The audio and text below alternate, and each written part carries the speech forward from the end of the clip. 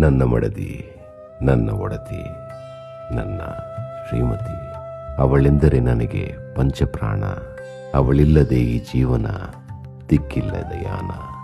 ನನಗೆ ವಧುವಾಗಿ ವರವಾಗಿ ಸಿಕ್ಕ ಭಾಗ್ಯ ಅವಳು. ಗೊತ್ತಿರಲಿ ನಿಮಗೆ.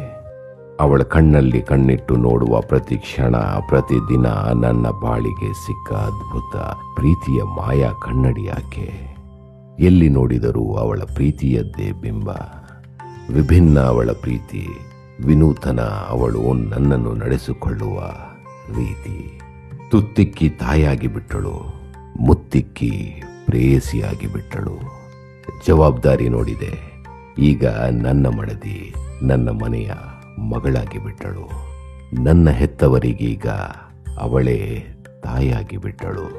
ನನ್ನ ಮಕ್ಕಳಿಗೆ ಗುರುವಾಗಿ ಬಿಟ್ಟಳು. ಸೊಸೆ ಎನ್ನುವುದಕ್ಕಿಂತ ಅವಳು ಮುದ್ದಿನ ಮಗಳಾಗಿ ಬಿಟ್ಟಳು.